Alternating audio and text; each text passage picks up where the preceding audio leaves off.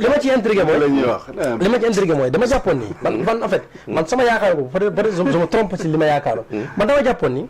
Ousmane Sonko dafa bokk ci nit yoo xamante ne ñoom bu ñu nekkee jotee nguur par exemple maanaam il ne laisse pas la population sacrifier pour ñoom ñooy sacrifier pour cette population là maanaam privilège yu ñu ko jox yëpp maanaam wax la noonu ci ñooñu noonu man ay je me sacrifie ba jël naa sama salaire par exemple léegi matal 100 millions dans un pays boo xamante ne on dit que économiquement on est à terre on a trouvé ce pays là 4e sous-sol. étudiants yi di laaj ñaata leur dû de 7 milliards leur dû de surcroît. man ça daf may ça m'intrigue tellement que Sénégal il faut loolu daf may jaaxal après war a doxee nii allez-y problème parce que man je pense que xëy na président bu fekkee ne xam mi ngi fayeeku bu fekkee premier ministre ba mu ngi fayeeku 5 millions loolu bu ko dajalee deux ans yaakaar naa war na mën non xam nga la question ne se trouve pas la question ne se trouve pas sur le total le cumul de ces émoluments en 2 ans du loolu moo tax nit ñi di wax mais quelqu'un qui bloque son salaire pendant 2 ans il vit de quoi avec quoi fan lay jëlee ay ressources yu muy dunde bu investir mais la fan nga investir fan non lan la investir ci cabinet de consultation te dafa moom ci xam nekkatu ci mais doyen fonctionnaire à moins qu'il ne soit un milliardaire comme le dit comme le prétend mais à la déclaration de patrimoine bi Ousmane Sonko li muy wax yëpp jarul déclaration de patrimoine ci kaw table ñooñu c'est des privés ñooñu ce sont des privés ce sont des privés ce sont des privés lui 2000 xaw ma lan 2016 2016 xaw ma 2014 non 2016 xam nga. mais doyen damay bañ wax ji yóbbaale la ba nga am détail bi ngay fàtte. moom waxul la yee jàlloon de ak yam déclaration patrimoine déedéet salaire. bu mu jotee par rapport à un point A quand même bu jëm point A B C je sais pas. oui mais li wér te wóor mooy déjà loolu. bu Ousmane bu àndoon rek ñoo xam ne ils ont en fait commencé encore fait une certaine carrière ci wàllu la criminalité au sens propre du terme en tout cas dina am benn posture bu mu am parce que bu fekkee ne ñi ñuy waxal en question c'est des gens entre guillemets bu demoon ba martyr mën cee tegu donc loolu légitimement da nga am ñoo xam ne du point de vue de la morale morale nationale tey bu ñu ne woon tey armée nationale ces soldats là tombé ñii seen tànk dagg fële ca ndeysaan yàlla dafa jàmm au sud du Sénégal ak feneen feneen ci àdduna tey foo na woon nit ñi da ngay yëkkati te looloo doon farata tey fële base militaire bële kenn du fa woo kenn ku jóge Singapour ak kenn déedéet souveraineté bokkul ak jël say suuf di jaay jël ñooñu jox leen 2 chambres salon ñu dëkk fa wala ñu ne fa réhabilitation wala nangam mais ñëppay nangu parce que le devoir moral dafay ne te day tegu ci ku ne waaye bu fekkee ne yow sentir nga ne nit ñi sentiruñu ce poids en fait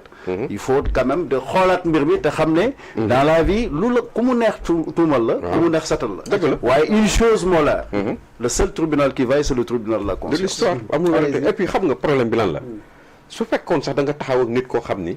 da nga xam ni moom dafa déclaré ni moom milliardaire la dafa amee alal mais quelqu'un qui a toujours dit que moom amul alal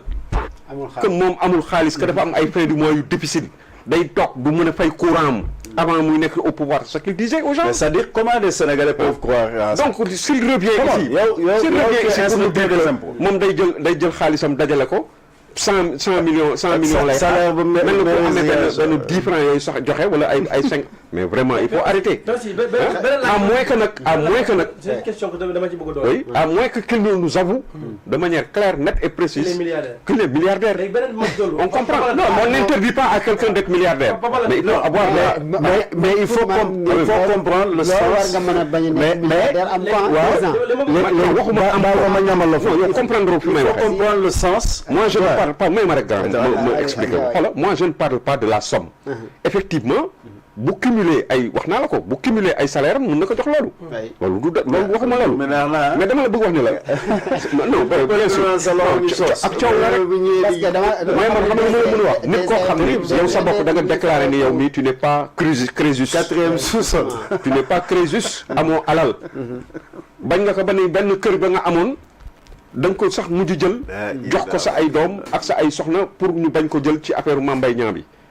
tu as toujours défendu que ni yow da ngay am ay problème de fin de mois. defal déclaration de patrimoine teg ci table devant tout le monde. non bu dee politique la d'accord bu dee politique la politique la les Sénégalais vont juger bu fekkee politique la. parce que dama xam ne ku def 15 ans aussi impôt non mais effectivement kon lan moo fi jaral di jooy loolu amu fi. problème bi mooy Ousmane. dafa am lu ma dégg Ousmane Sonko théorisé. ma bëgg na ci est-ce que su loolu noonu. le premier ministre c'est pas un discours même. non c'était pas le premier ministre, c'était Ousmane Sonko. xam li mu wax noonu pour man est-ce que du wax man. voilà dafa am lu mu théorisé. c'est quand il est en est-ce que loolu noonu. est-ce que loolu noonu wax boobu noonu. est-ce que war na ko wax. ban wax donte après jëm na ko wodd. quand il dit par exemple justice bi mën nañ ko defee neneen ndaxte ñu def ñaawte bi xam nañ seen kër yi. ça c'est extrêmement grave. est-ce que loolu même après mais donte duñ ko def mais est-ce que le dire même. exactement ça c'est pas bien pour moi. Le dire c'est semer. Ouais. Mais véritablement la graine de la haine au sein du peuple. C'est très grave. Quand tu dis que nous avons des jeunes qui peuvent se venger, mais peut-être qu'ils ne le feront pas. Nangam. mu nga nekk wax ko loolu ñuy wax taxawul jeune bu fi jóg di taal dañu takk dugal la ci biir dañoo dof ñoom ñoo moom temps bi non attention et puis dina la fekkee non il faut pas qu'ils confondent les choses c'est grave ku jóg lële di wax ak ay police di sànni ci mbedd mi bokkul ak baabal buy doon nga taxaw ci kanam dama lay tëral puis duñu citer ay Rwanda. Attention, soyons sérieux. Nous devons beaucoup, nous ne devons pas éviter le diable parmi nous. Ça veut dire, quel amul droit di woote ci fànn wu mën a ne moo xam nga lu la neex moo am lu la naxee ngay woote ci loo xam ne ça va dans le sens de la désobéissance civile et en fait du non-respect tout simplement du droit parce que mënuloo am na loo xam nit kenn du wax loolu dafa mel ni la waaja waxoon ay jamono nañ dem diw def ko ni Samuel Doe loolu y a rien de plus grave au monde y a rien de plus grave au monde c'est-à-dire quelqu'un am na benn discours boo ay nit ñu mën a yëkkati loolu ne discours boo xam ne vraiment doyen il doit nous priver de ce genre de discours doyen Ousmane gis nga li des Ousmane discours de violence doyen xam ni du début à la fin lépp c'est teinté de violence doyen quand tu dis aux jeunes quand tu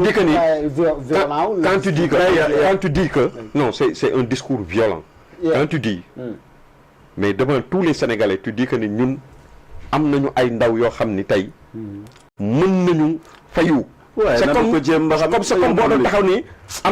man ngeen sëkk am ngeen doole mën ngeen nangam ku leen joxoon xaw ma gànnaay ngeen xeex nangam xam nga nit ki am na loo xam ne boo nekkee benn chef de ma rek ma eggale waaye mon ami am na lu nga xam ne bu fekkee da nga egg ci yenn niveau yi nit ñi am fu ñu la teg am na junj yu nga xam ne boo ko defee rek nit ñi dañuy jël ça pour de l'argent comptant ça day dugg ci seen sub dañ naan justement oui mais yow toog nga foofu nga dis mu tere mais ku ko fa ko président mu tere ko te teewul gars yi ko fa xalaat ci erreur nga ne dañoo mën Sénégal ba mu taxawee wax ni moom ba mu taxawee fësal ni non ba mu fësalee digganteem ak président ni dafa am problème déjà ba mu ko fësalee rek ubbi na buntu pour loolu mais doyen et pourtant xam nga kii la gars la Abdou Nguer dama waxoon ni par exemple ñii doon wax ni par exemple dañuy attaqué ji des casernes et consorts dana bu doon moom moo nekk foofu doon day bari daan di faat ndax dafa ne bu doon moom maa fa nekkoon xam nga loolu doon c'est ay supposition la donc affaire dafay xaw a nduroo quand tu dis que